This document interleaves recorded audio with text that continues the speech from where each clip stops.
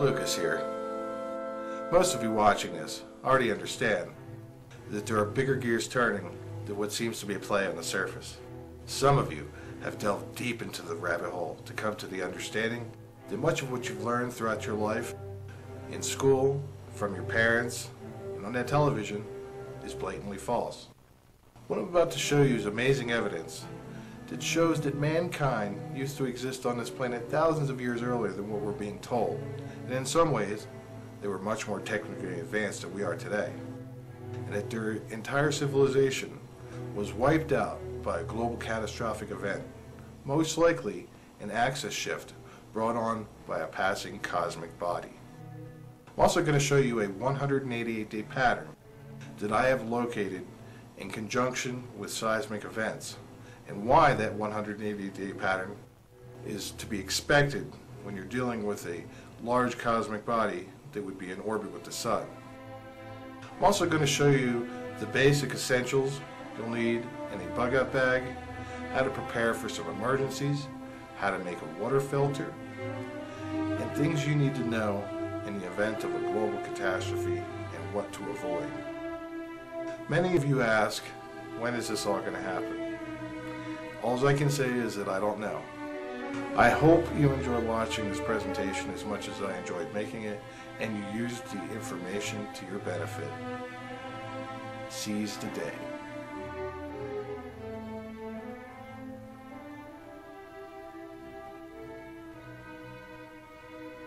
There is significant evidence mounting that intelligent human beings, with skills comparable to, and sometimes exceeding our own, existed more than 12,000 years ago.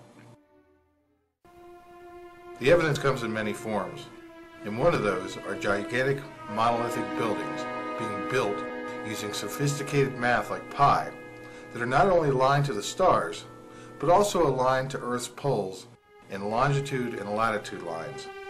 Many of these blocks used in some of these structures weigh almost 1,000 tons. Can you honestly, in your right mind, imagine that ancient man, supposedly one step above caveman stage, hunter and gatherer, moved 2 million-pound blocks using ropes and logs? If you look at this map here, you'll notice this circle, this perfect circle going around, and you'll notice the dot in the center here. Well, these dots going around the edge of the circle here are all the ancient sites that can't be explained that are aligned with the stars. Like, here's the Easter Island, over here is the Nazca Lines, over here is the Great Pyramid and the Sphinx, and here is, Angkor Wat. So all these are the sites that are unexplained and aligned with the stars 12,000 years ago. So, what's interesting is they make this perfect circle, and this perfect circle, right at the very center, is a spot right here at the border of Canada and Alaska. And it's about 2,000 miles from the current pole. So why did they put all these sites ages ago in this perfect circle around the world? And not only that, what's very interesting is the Great Pyramid over here just so happens to be located, or right here, just so happens to be located at the longest longitude and latitude line right at the crossroads of the two. And it's aligned north, south, east, and west. So that tells you that that was built after. All these sites were built after the Great Pole Shift. And they were or axis tilt, I should say. And they were telling us that this is where the pole was, or used to be, right here where the border of Canada and Alaska are. These structures were built with time in mind. They were designed to withstand the ages, earthquakes, floods, and whatever nature could throw at them. If you want to see a modern example of how mankind wants to etch their existence into the future of humanity, you need look no further than Mount Rushmore. Mount Rushmore was designed for people 10,000 years in the future. Yes, that's right, it's not for you. The faces of all the presidents were designed thicker than what they would have looked in real life, so that in 10,000 years from now, enough erosion will have taken place that the faces will be to the state of how they were intended to look. Most people visit Mount Rushmore never knowing that the monument was not even intended for them, but for some distant relative 10 millennia into the future. Another form of evidence comes to us in the form of maps. The Pier East map shows in great detail the landmass under the Antarctic ice shelf. How is that possible when modern man only mapped out that landmass in the 70s? One explanation is the ice cap is not millions of years old, as scholars suggest, but only around 12,000 years old, and that the Earth experienced an axis shift that thrust the Antarctic landmass down to the polar region. What I am suggesting is that a grand society of human beings lived on the planet thousands of years ago, and that when the axis shift happened, their society spanned the globe and built all these magnificent structures in line with the stars 12,000 years ago to mark their spot in history, what they were capable of, who they were, and where the North Pole existed. What it looks like happened is that after the great axis shift 12,000 years ago, a few remnants of the society of Atlantis went to different areas of the globe and in some cases actually forced the local, less advanced people to build giant monuments. Probably in some cases, the people were not actually forced, but more or less awed by the weapons that these people may have possessed. Zeus was an example with his thunderbolt, Thor had his hammer, and the Celtic god Lu with his magic spear. The people with spears and axes would have had no defense against someone with that kind of advanced weapons. Like the old Lenin quote goes, "One man with one gun can control 100 men without." From ancient times comes the structures of Tiwanaku, Göbekli Tepe, Angkor Wat, the Great Pyramid, the Easter Island heads, and many, many more structures. There are the Nazca lines and the ancient sunken cities that modern science is just now starting to locate hundreds and hundreds of feet below the ocean. What they did is they wanted to mark in time. That's why they aligned all their things up to the stars 12,000 years ago. They wanted to show us what time period that they built those objects at was 12,000 years ago, right after the big world cataclysm that left everybody in ruin, and they spread out amongst the world, shared their knowledge through Egypt, through South America. The evidence is there. The Sphinx, Angkor Wat, the Great Pyramids, and many other structures were designed to match the stars. The kicker is, they were not designed to match the stars as seen in today's skies, but created in the likeness of what the sky looked like 12,000 years ago. There is where the genius lies. They left us a time marker, an exact place in Earth's history that aligned with what they saw in the stars. There is not a single structure constructed today that will still be standing 12,000 years from now. In fact, the Great Pyramid will still be standing long after all of our modern structures have collapsed into their own piles of rubble. That tells you that there was an advanced society on this planet with advanced construction techniques that far exceed our today's standards. How could these people be fresh out of the Stone Age?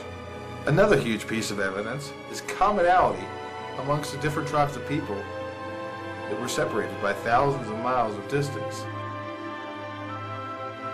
The pyramid structures are virtually the same, and the Great Pyramid of the Sun and the Great Pyramid of Giza have the same base dimensions that are almost identical. The reed boats used in South America are mirror images of those in Egypt. Blocks that curved around corners were used in both South America and Egypt. The stone heads on Easter Island bear an eerie likeness to the stone heads 3,000 miles away at Tiwanaku. The list of similarities across the globe is mind-blowing. When you combine ice core data with ancient text, ancient structures and habits, geological data, extinction events, and common sense, you start to see that a cosmic cyclical event nearly wiped out their entire existence from the face of the earth. The real question is, when is it going to happen again? That's exactly why archaeology is suppressed, because the second you find out there was an advanced society of humans on Earth, the very next question out of your mouth is, well, what happened to them? And that forces scientists to have to answer some very tough questions.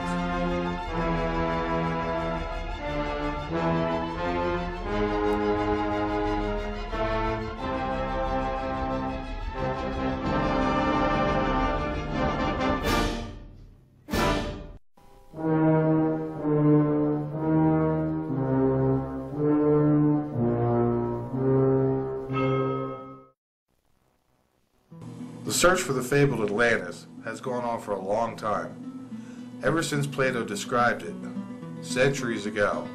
With the advent of the internet and satellite technology, many things may become a little easier for the average researcher looking for ancient structures on the ocean floor, or maybe not.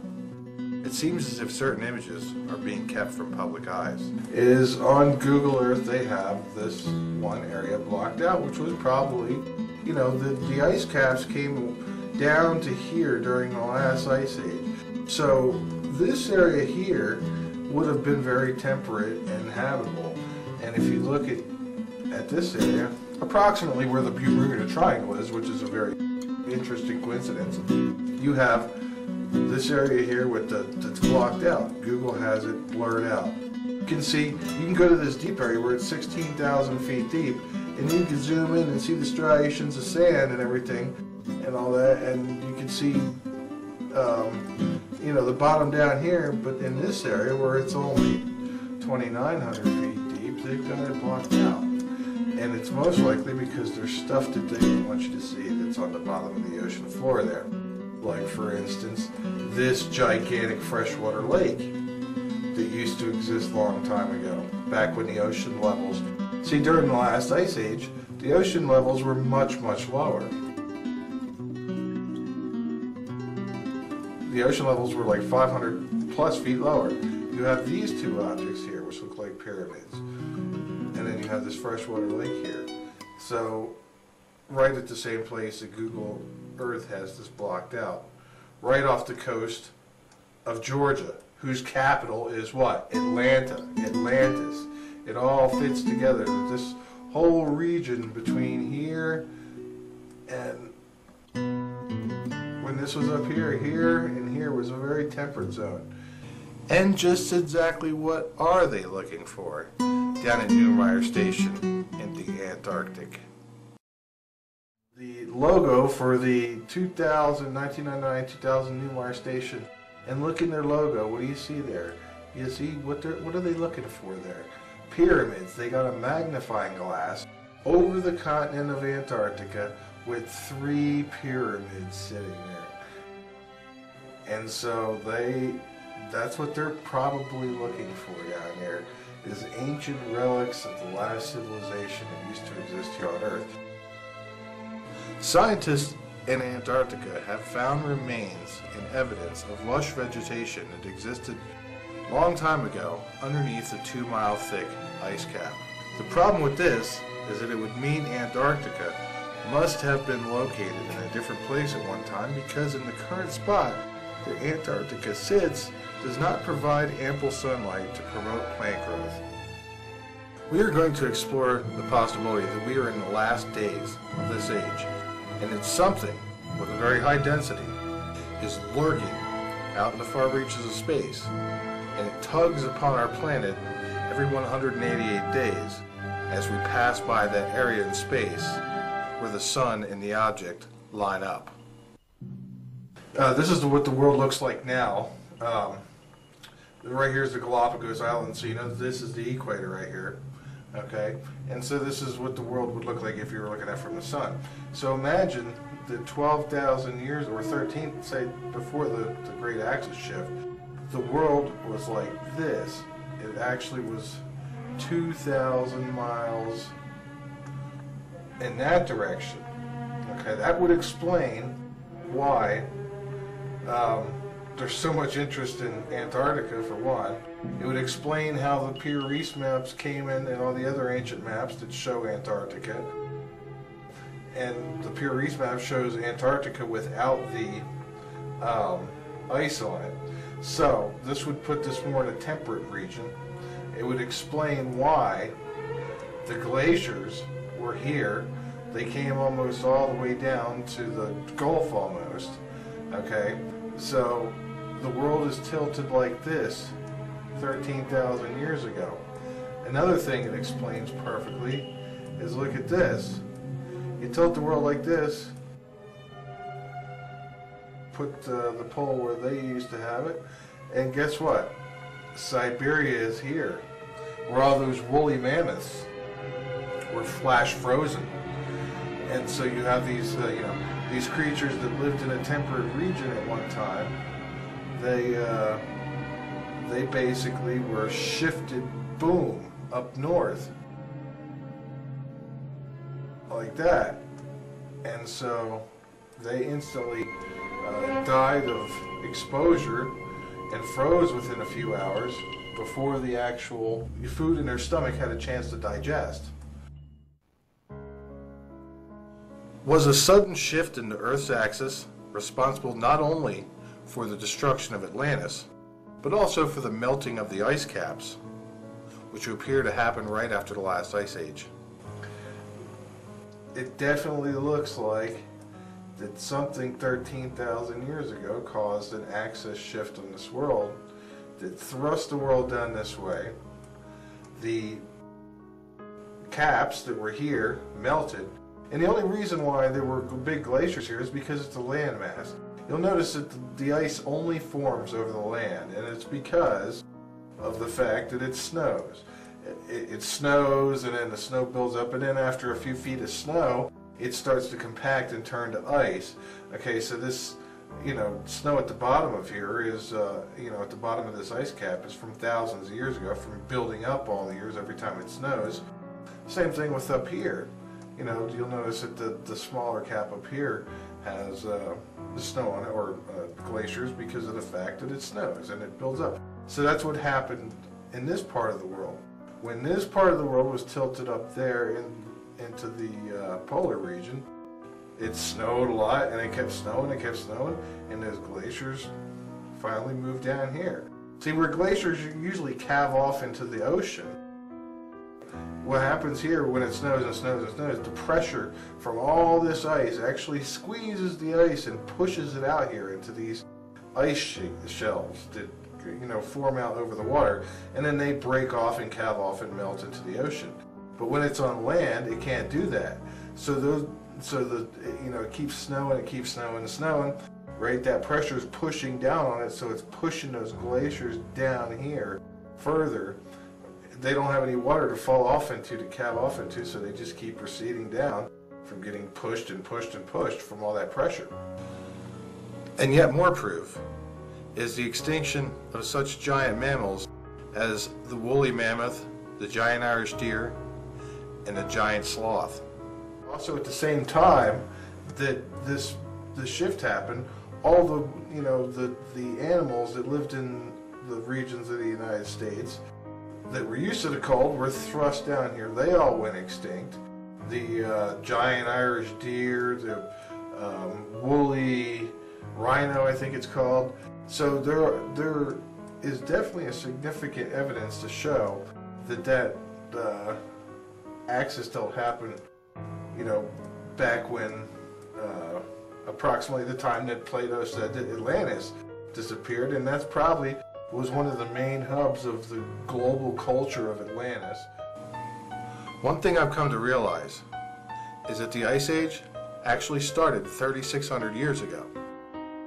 While scientists and scholars argue back and forth about global warming, the bottom line is that the temperature was 1.5 degrees hotter and the ocean levels were 17 feet higher. And 3,600 years ago, they started to drop.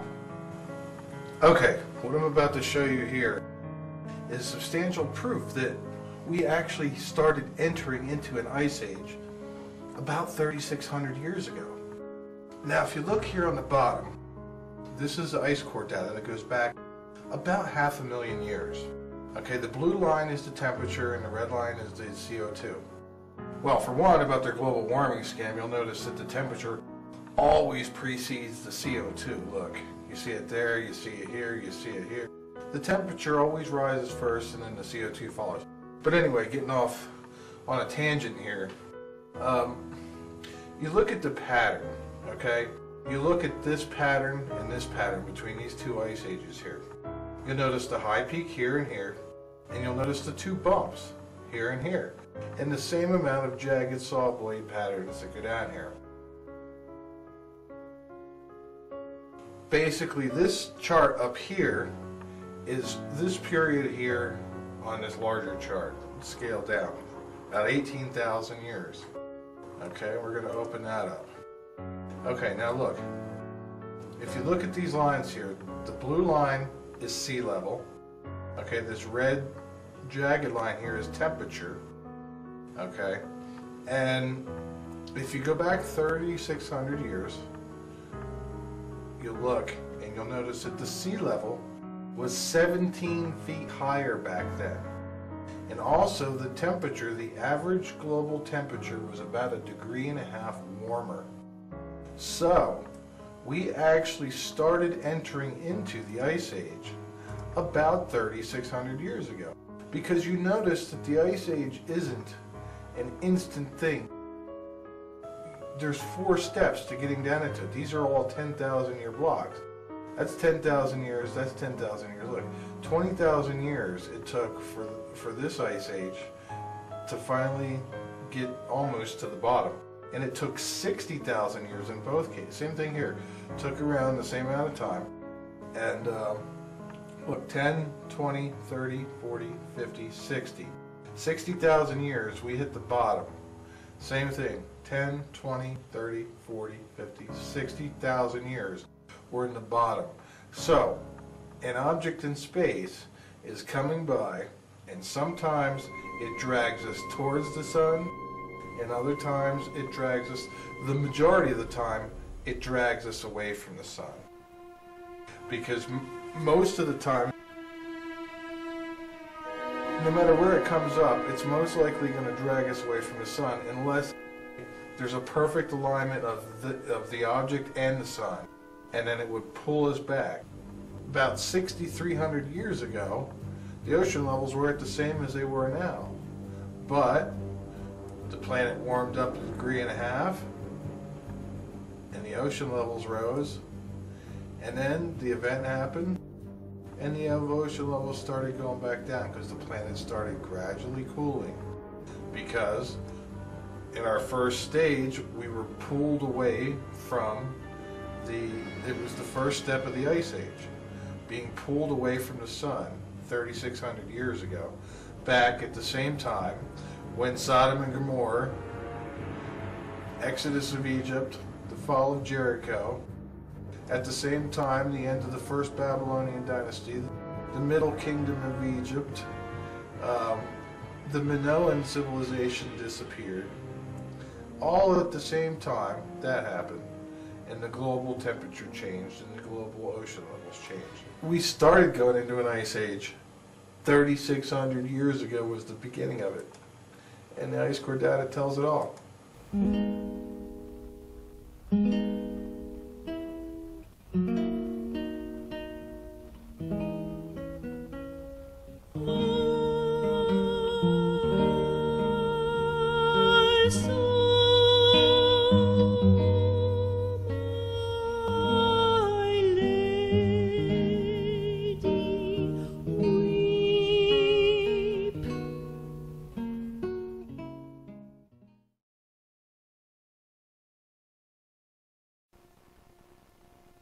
There are a few different candidates as to what the object known as the Destroyer, or Nemesis, actually is. Since none of us have access to NASA top-secret satellites, all we can do is reduce the possibilities and make an educated guess based upon the information that we have. 2 things we do know. It's not a normal star or a normal planet because amateur astronomers would have spotted it by now, so we can exclude those from the list.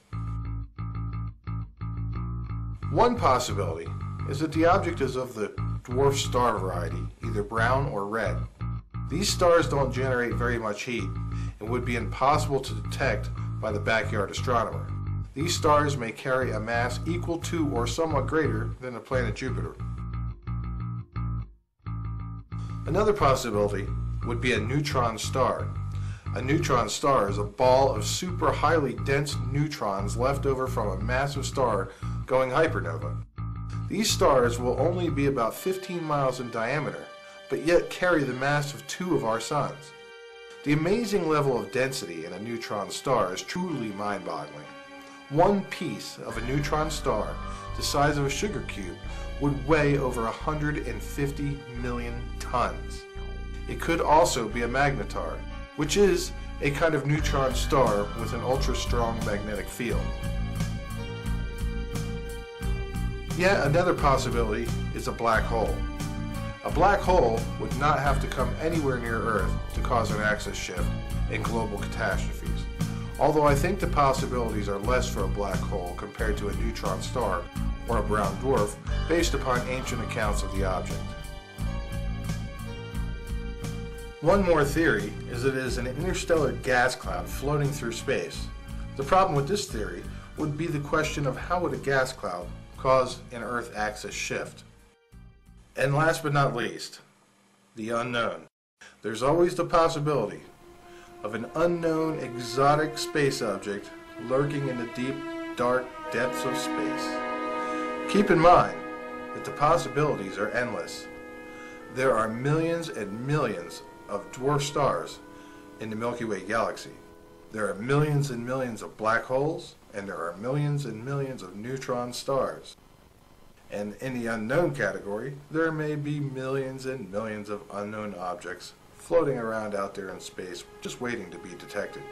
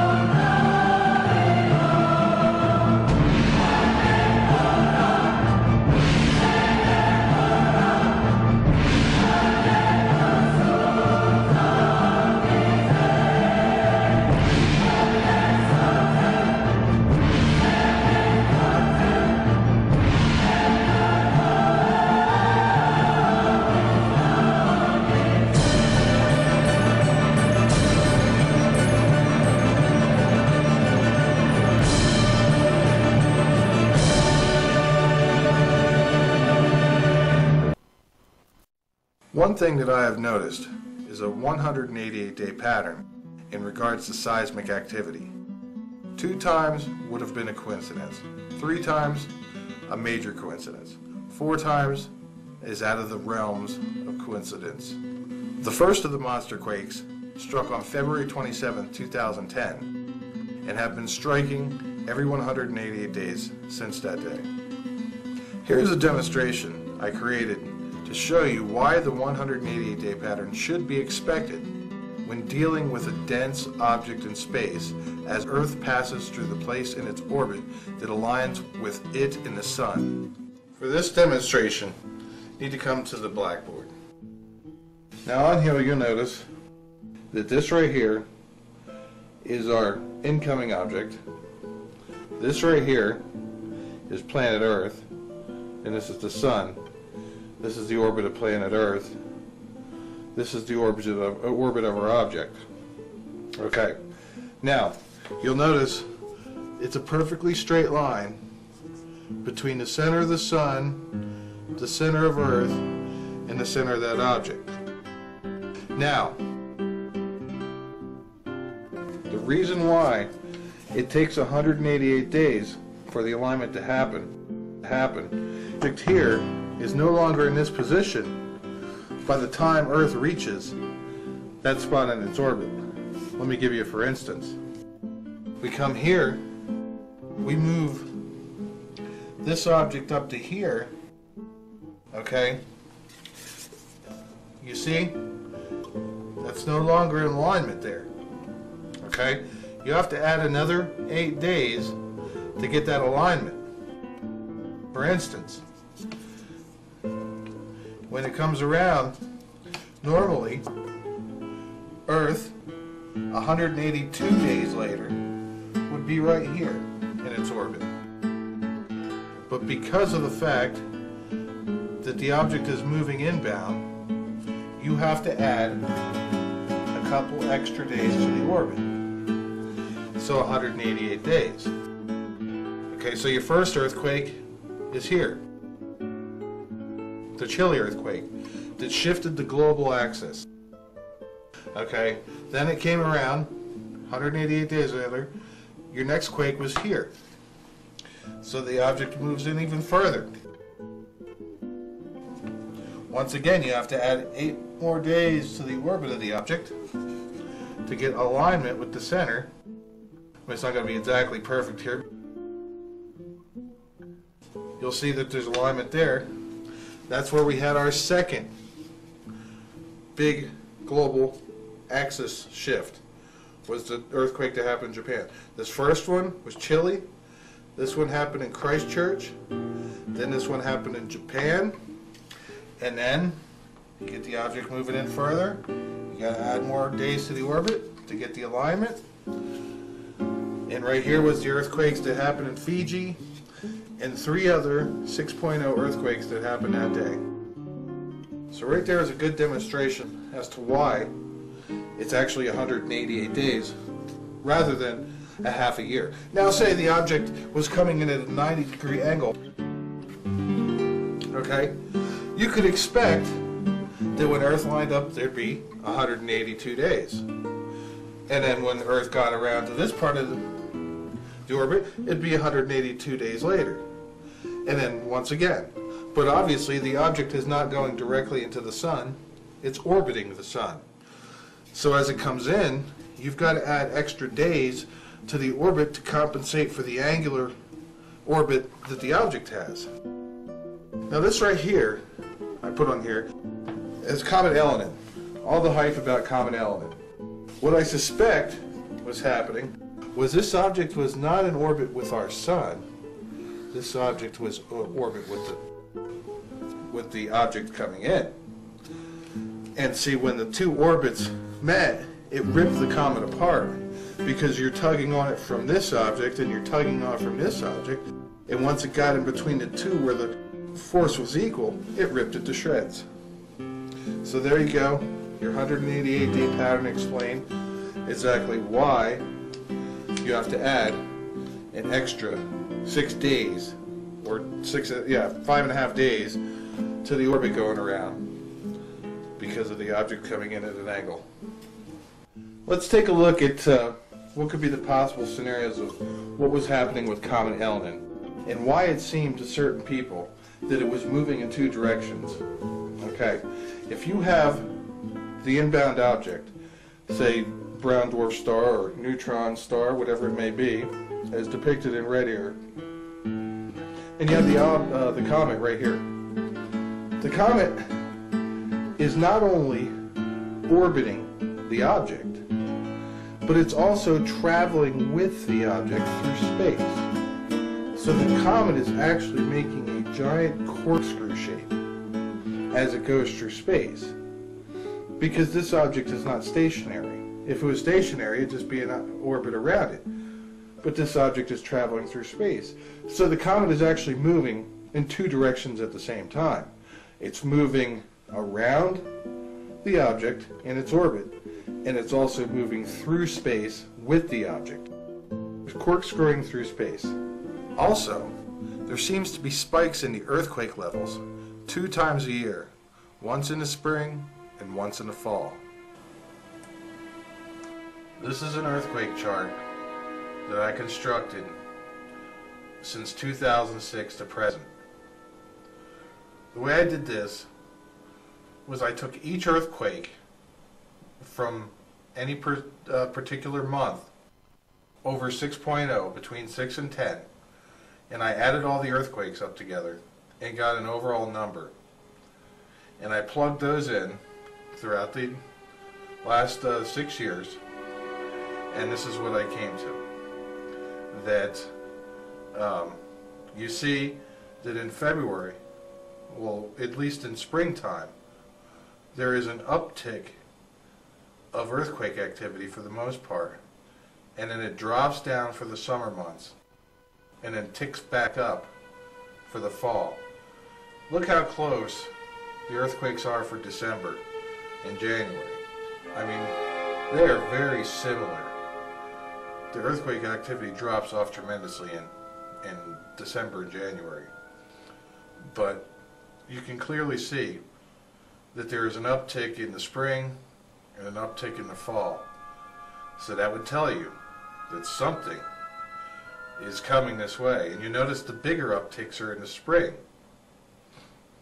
And that's most likely because when Earth is in the spring part of our orbit around the sun is when that object is on that side of the sun. This was the big Japanese earthquake here. That one, and there were so many aftershocks that it just jacked this number so far up here. This earthquake and the one in Chile both shifted the Earth's axis. The Earth's axis is already going through a shift. A little bit here, a little bit there. The main one won't come until the object's gravity grabs Earth and flips our axis. Probably about 2,000 miles.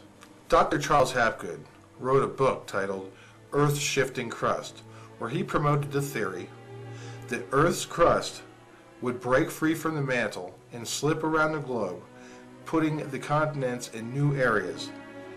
The fundamental problem with this theory is that it does not account for the Egyptians' use of the 360-day calendar before the last catastrophic event 3,600 years ago. Man was not stupid back then, and if they used a 360-day calendar, that means the Earth's orbit around the Sun was 360 days. Something inspired the Earth's orbit to change from 360 days to 365 1/4 days. This was most likely caused by an object in space tugging on Earth and pulling our planet away from the Sun a little bit. Just like the object caused a dimple in the orbits of Uranus and Neptune, it will cause a dimple in the orbit of Earth. Here's a little demonstration that I devised to show you the principles of how an object in space could cause an axis shift. Here's a magnetic demonstration of how an incoming body can actually flip the axis of the planet Earth. Okay, here you have, what I've done is I have styrofoam, little styrofoam balls here. This is the Sun, that's the Earth. And what I've done is I've taken very powerful magnets and put them into the Earth and into the star. Okay, now imagine that Earth is just sitting there, going along, and then this object comes by. And what happens? The Earth's axis follows that object. Let's see that again. As the object comes around the sun, its gravitational pull grabs the Earth. It basically, the North Pole of the heavy dense object is going to grab a hold of the South Pole of Earth, just like I showed you in this demonstration, and it's going to flip the Earth's axis. A crustal shift, as proposed by Dr. Charles Hapgood, would have no effect on the orbital time frame of Earth. It was a good theory to document the rise and fall of civilizations, but without all the variables involved, it'd be hard to come to the proper conclusions. Many of you are already aware of the strange circumstances surrounding the Denver New World Airport. It does not really take a genius to realize that spending $5 billion on an airport is way over any rational airport budget. Not to mention the crazy murals,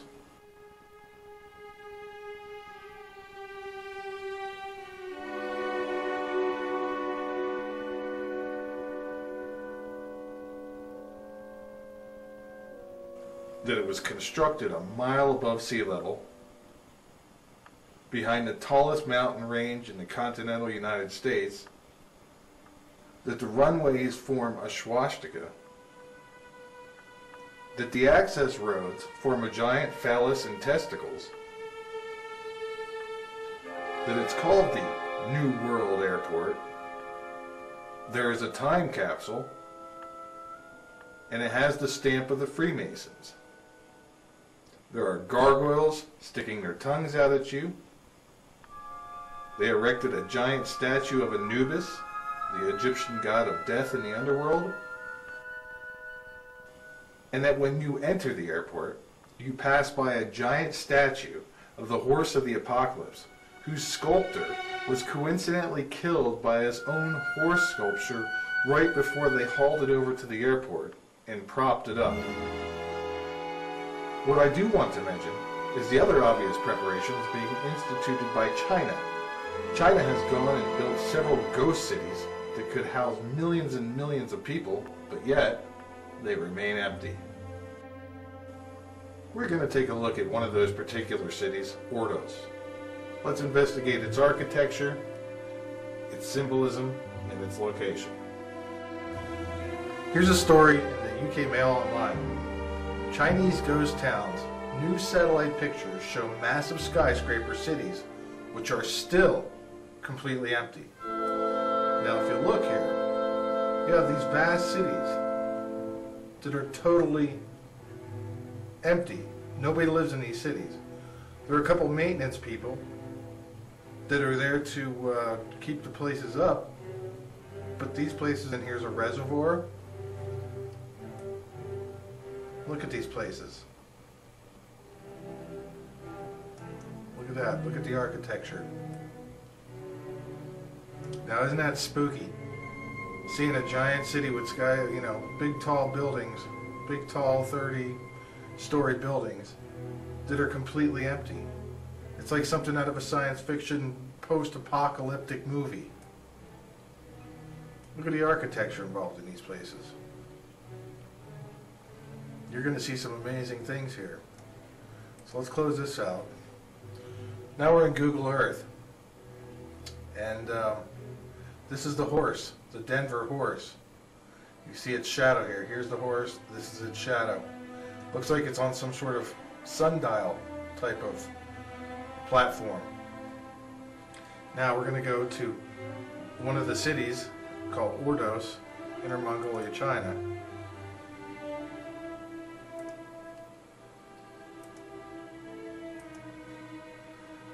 Okay. Well, the first thing I want to show you is where it's located. Okay, you'll notice it's far from the ocean, and it's at 4,500 feet, almost a mile, 4,600 feet. Look at the distance. Or right here. Okay, right here. The distance to the ocean, approximately 500 miles. So it's a good distance away from the ocean. Now we're going to go in and check it out. There's some amazing stuff here.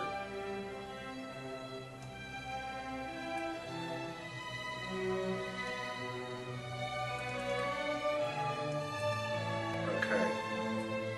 Now if you look, you'll notice it forms a giant scepter. Starting here, all the way down here. This whole thing forms a giant scepter. We're going to explore the whole area. For one, if you notice, there are 1, 2, 3, 4 reservoirs in the area. So they're well stocked up for water. We're going to start down at the very bottom here and go from top to bottom.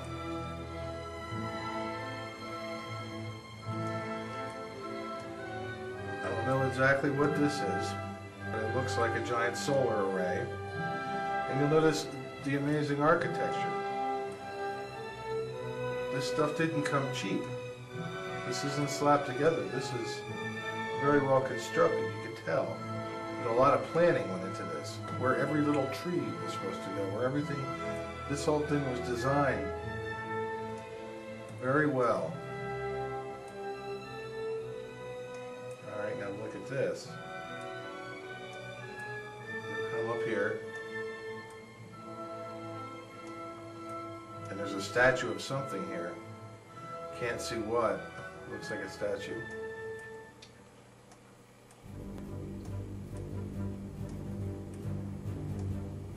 You'll come up here further.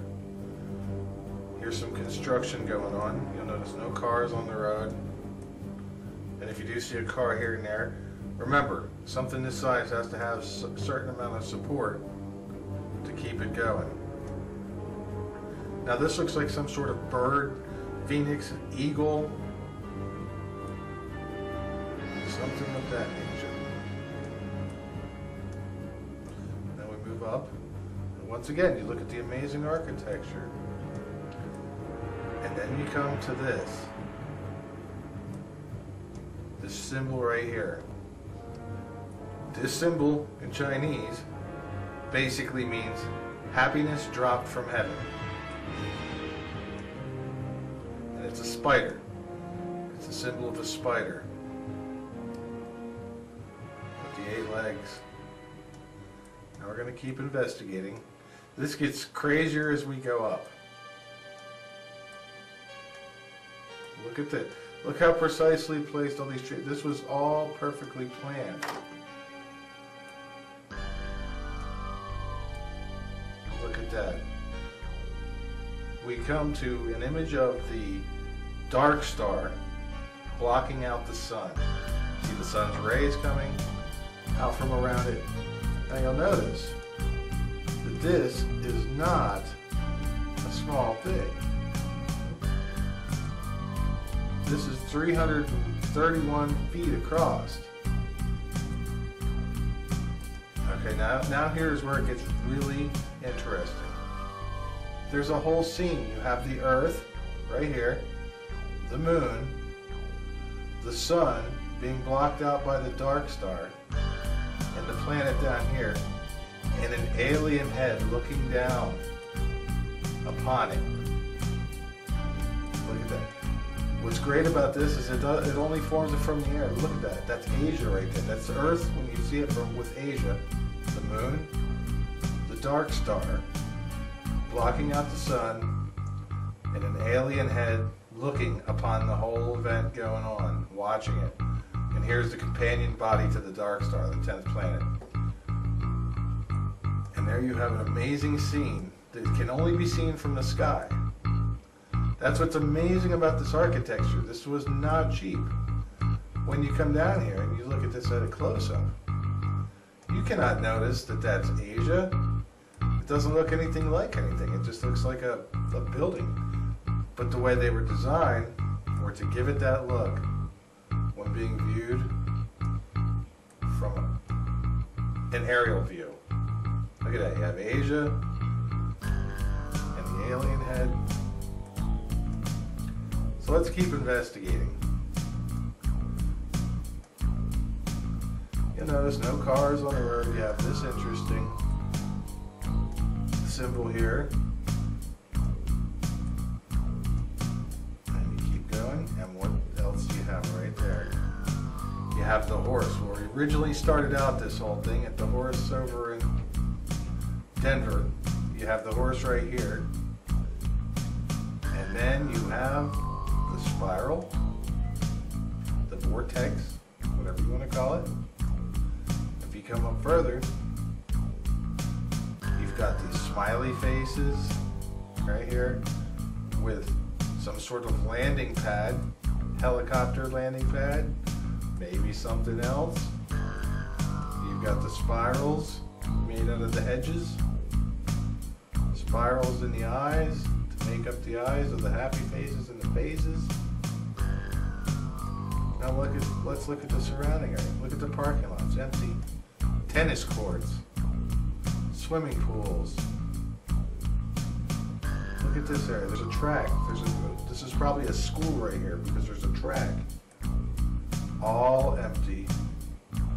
All these houses. Streets empty. That's spooky. How often? Here's another landing pad of some sort being built. Look at this thing. And once again, built up into the far areas, way away from the water, up into the high grounds, with weird alien symbolism. Let's look at this building close up. Watch this. Look at the architecture that went into making this look like an alien head from the sky. You wouldn't see it from the ground. It'd look like a big rock. But once you go up to a certain area in the sky, the whole picture becomes clear. Earth, moon, dark star, sun, alien head, a giant scepter. The whole area is uninhabited, basically. Ghost cities are the product of a failed economy in that local town, which usually causes everybody to leave the town. People don't build ghost cities. When was the last time you saw a ghost city being built? So there you have it. Something strange going on in the hills of China. Weird, or we can even see it better from up at this high. The earth, the scepter, and the alien head looking down upon the whole event. Like they're here to watch. Something's going on. The truth is out there.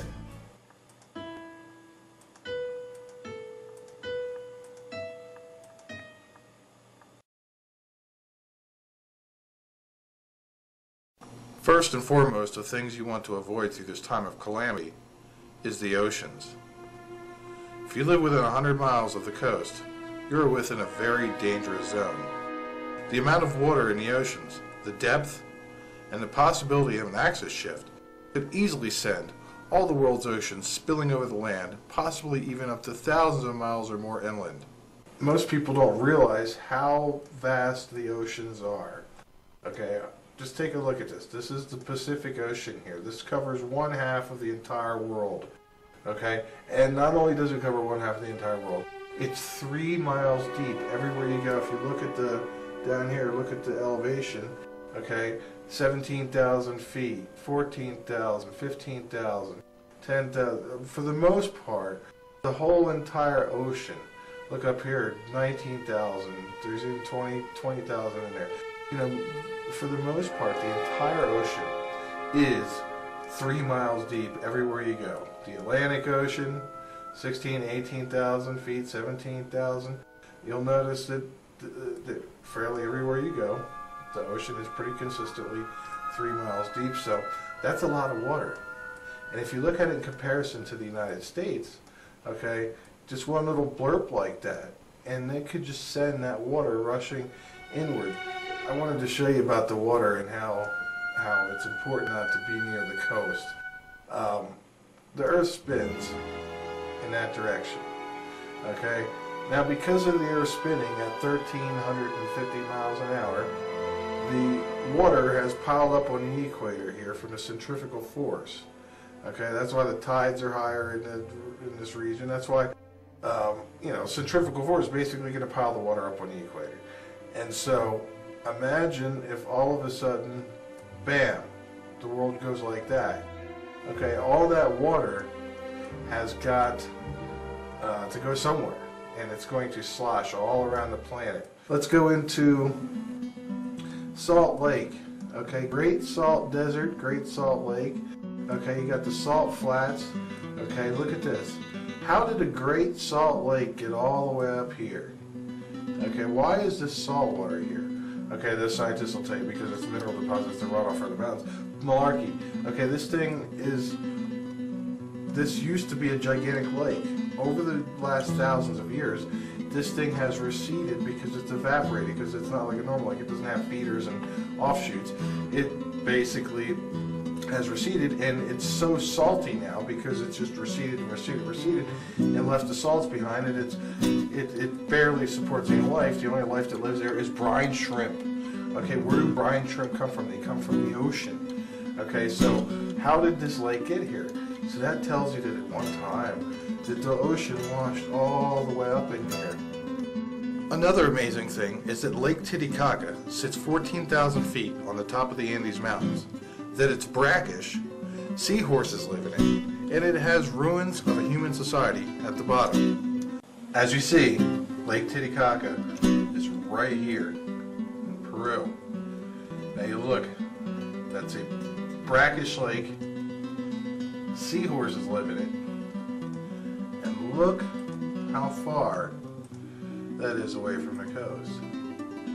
That is 155 miles away from the coast, and it is 14, but it's around 12 to 14,000 feet in the air. So basically, these are all mountains. These are all 14,000 foot mountains throughout this region here. And the water was able to come up and flood this area and leave this brackish lake behind, just like with Salt Lake in Utah. Being anywhere on this side of the Rockies is probably not a safe bet. When you look at Salt Lake is right there, and that water could just whoosh right in. If we were dealing with an axis shift in relation to a passing celestial body, what could we expect some of the outcomes to be? Possible scenarios of what could happen all really depends upon which side of the Earth the object is on when it comes up, or what side of the Earth is facing the object when it makes its journey from south to north. If America is facing the object, it's going to flip us 2,000 miles that way and put us where the pole is. If America is not facing the object, if the other side of the world is facing it, it's going to pull us down 2,000 miles towards the equator. Now that varies, you know, if it's on here, it all really varies, depends upon where we are in retrospect to where the object is when it makes its journey north and flips that axis, depending on whichever way that you know, the world is actually facing at the time.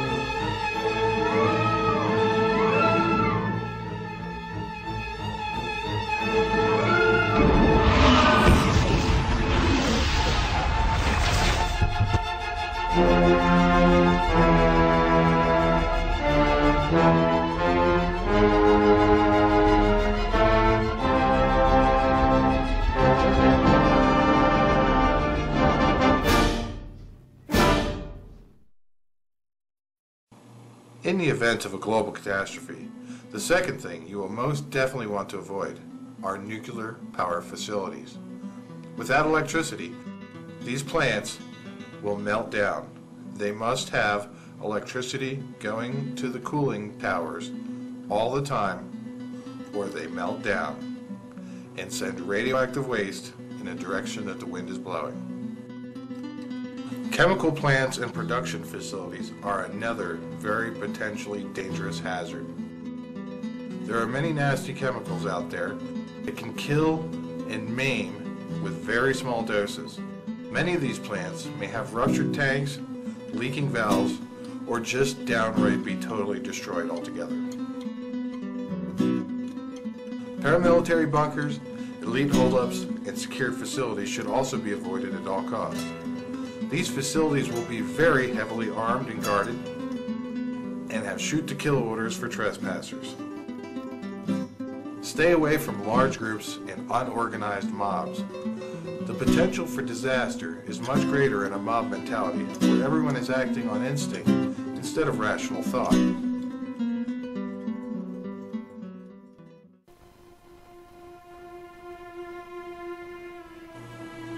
In the event of a global catastrophe, drinking water may become very hard to find. I'm going to show you how to make a water filter out of things that you can find lying around.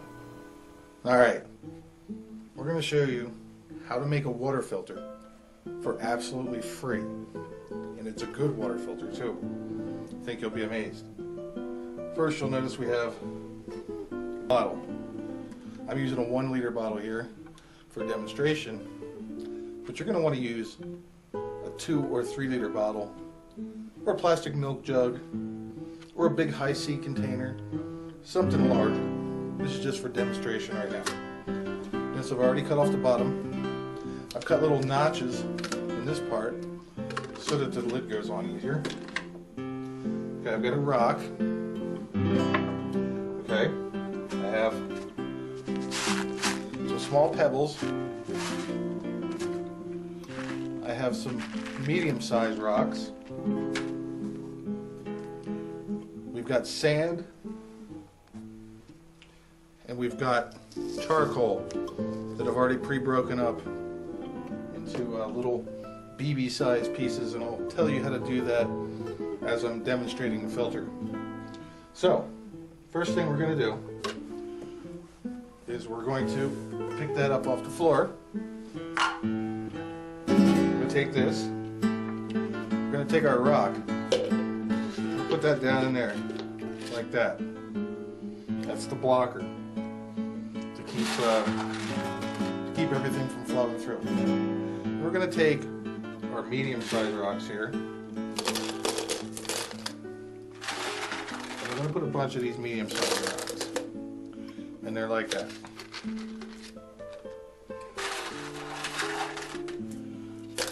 Okay? Then next thing we're going to do, we're going to take a bunch of our pebble-sized rocks. We're going to put them down. As such. You notice a couple will drop out, but what will happen is that'll eventually totally stop. Okay, so now that we have that like that, what we're going to do is we're going to take our charcoal and we're going to put that down in there like that. Okay. Tamp it down a little bit.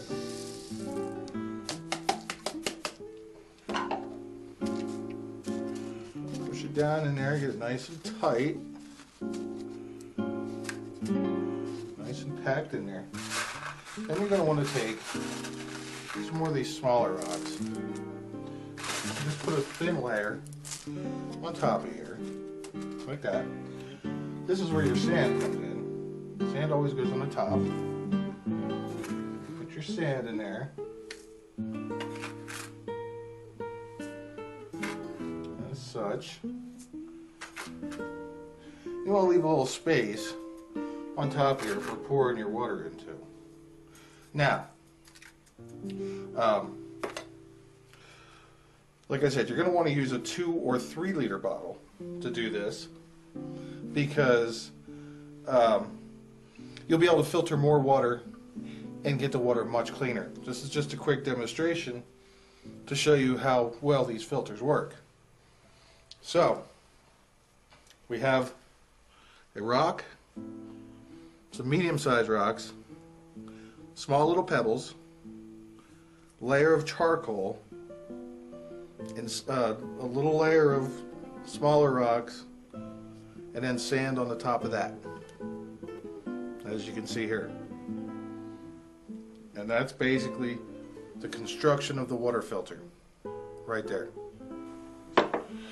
Okay, now for the cool part of the demonstration. I've already run a glass of water through here to rinse the dust off of the charcoal. There's always going to be dust on it. You're going to want to run a glass through. If you're using a 2-3 liter bottle, you're going to want to run a couple glasses of water through until you see the water come out clear. Then you'll know you've rinsed all the carbon dust out of there. But anyway, you can see this water, very nasty, stagnant, floaters on the top, pretty nasty stuff. You wouldn't drink that in a million years. But once you put it through here, it's going to be a lot better. Now, how to make the carbon? What you want to do is you want to have a fire going, and you want to take a log out of the fire. Don't burn yourself, but you want to take a log out of the fire and basically splash some water on it. Now, you don't want to douse the log.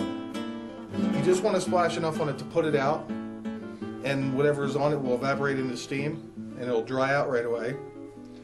Then you're going to scrape the outside of the log, all the the white powdery stuff and all the powder off of it. Get to the meaty inside of that log. You're going to break that up into little BB-sized pellets. And when you break that up, lay it out like on a tray or whatever you could lay it out on, the ground, whatever you have available, and basically blow off the dust.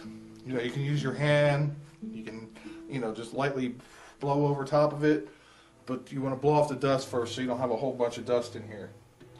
And so basically, that's the filter there, and you can see what an amazing job it does. The water that I put in there was absolutely horrible, and this is drinkable. It's got a slight tinge to it, but that's only because I'm using a small filter. Now, if I was using say a 2-liter bottle with maybe, a few inches more of charcoal in it, then the water would come out pretty much crystal clear. But from what it was to that is about 95% clean. And once you use a bigger filter, you can filter more water and you can get it a lot cleaner.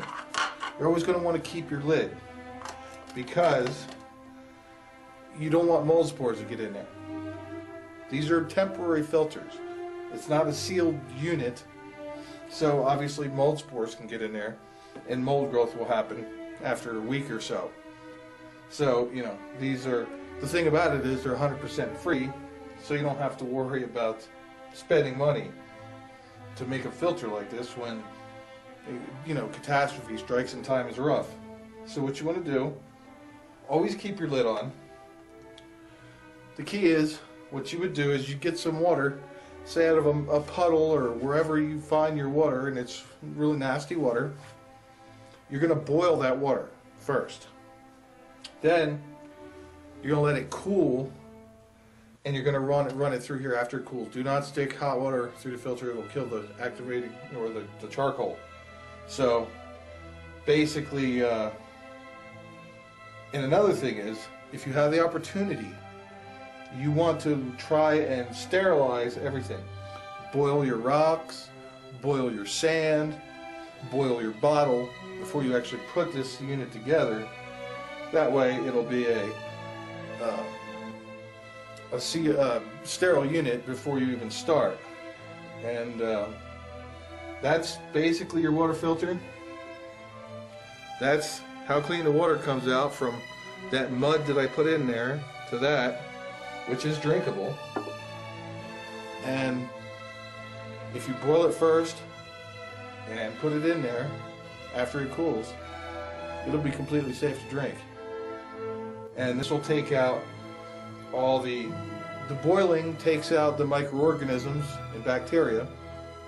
This will remove the heavy particles, the debris, the taste as much as possible, and get it to a drinkable state where you can actually stomach it rather than having to gag down, you know, thick brown goo that only has the microorganisms removed from it. This will make life a lot easier and water a lot palatable and drinkable. So there you have it. Your demonstration. Rock, medium-sized rocks, little pebbles, charcoal from a fire, another layer of little rocks, and a layer of sand. And there you have it. There's your filter. And enjoy. It's free. Now I'm going to show you how to build an emergency backpack in case you end up in an emergency situation where you need to leave the place you're at in a hurry. Now we're going to go over a demonstration of what you may want to have in a bug-out bag. First of all, you'll notice the bag that I've chosen is a U.S. Army backpack. Okay, you can spend a lot of money on the bag, or you can go to Army and Navy and get one of these for pretty cheap. And they're pretty sturdy, they're well made, and they'll suit your purpose. But let's start off. There's a lot of stuff in here, so it's going to take a few minutes. Okay. Small umbrella.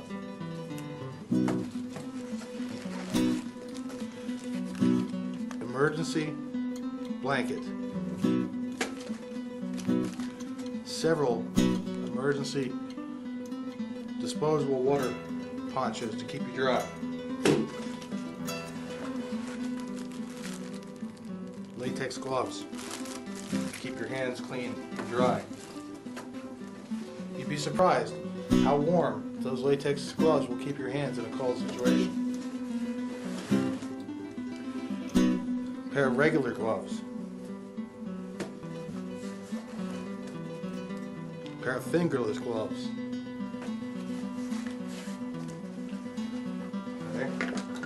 Now I get into the fishing side. Little fishing kit in here. I'm not going to open it because it'll probably go all over the place. But anyway, in here I got hooks and treble hooks. I've got sinkers. I've got swivels. I've got various different sizes of hooks. I also have a little knife blade, some razor blades, things like that. You can store extra things in here. Okay, so there's that.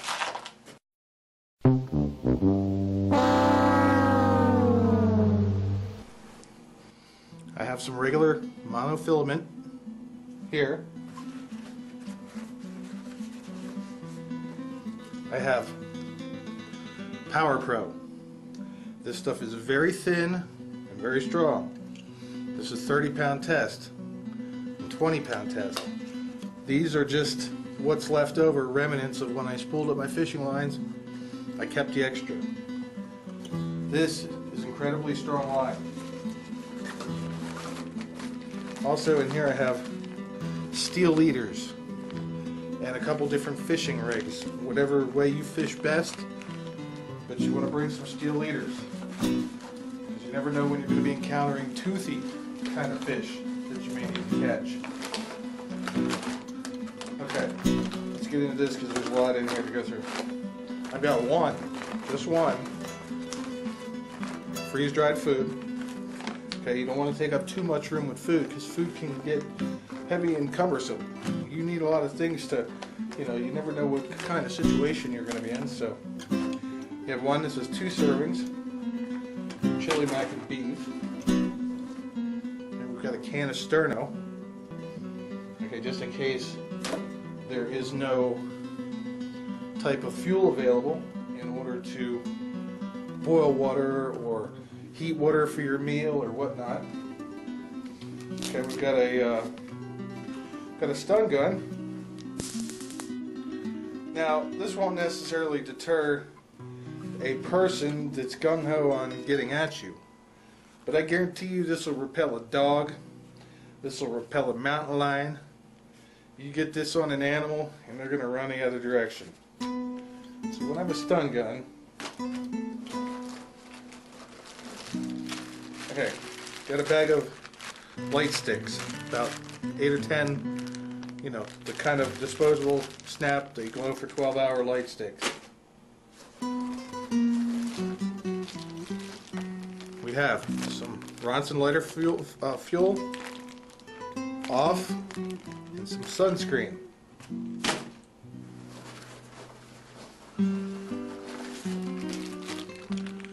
Soap and shampoo.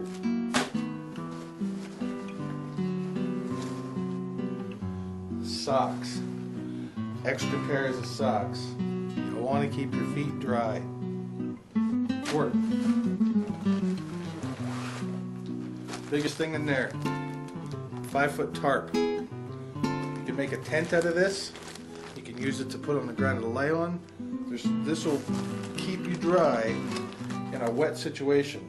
And it's a portable tent that you can create yourself. Go through this. Got a hat. Got a face mask. In case it's very cold out. Yeah, in here, just in here I have some Tylenol. Okay, I got a brush and comb and personal hygiene things.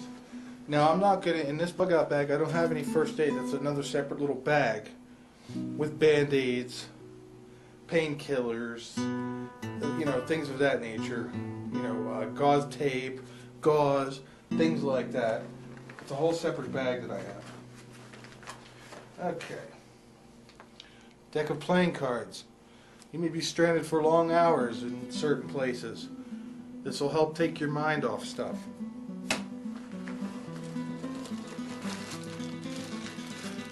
Safety mat, or not safety matches, but waterproof matches. Okay. Zippo lighters. In the Zippo lighters, I have extra flints tucked down into the underneath the felt of the lighter. So there's lighters, matches, flints. Pepper spray will repel dogs. Some people, you know, it might give you the moment you need. If you're being attacked by somebody, this may give you valuable seconds to get away. Pepper spray. Okay. In here I got my portable water filter. These cost around $30 to $40. And basically this thing has a straw and a carbon filter, and you could drink straight from a mud puddle with this thing. Here I've got magnifying glasses, a mirror for signaling people, and also some reflectors and you know, various reflectors off a bike for signaling people, signaling back and forth. Another reason why you want to have these magnifying glasses, not only starting a fire, if you ever get a splinter in your hand, without getting that splinter out, that could actually cost you your life. You could die from a splinter out in the field. So you definitely want to have magnifying glasses. Sock, long johns. These will keep you warm when it gets cold out. A pair of long johns. Definitely want to have that. Bandana. Okay, I have a little solar panel that I could use for charging up a cell phone or charging up a flashlight or basically to charge things up. I mean, to have something like that, you'd have to have a little extra knowledge of how to hook up the circuitry for it. I have a calculator, a solar-powered calculator. Okay, got my old buck knife. It's about 30 years old. And we have a retractable saw. This thing will cut down branches 4 inches thick. I'm sure you can even go further.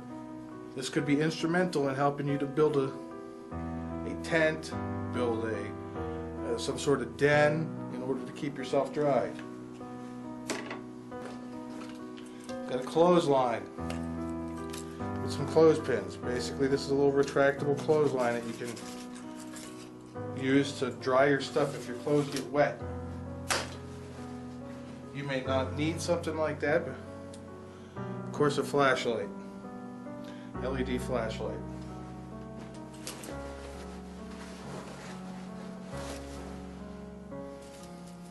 Cinch ties. Cinch ties make things a lot easier.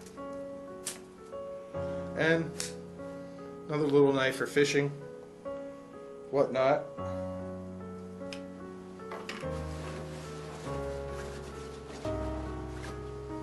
Some twine, or some string, whatever you want to call it.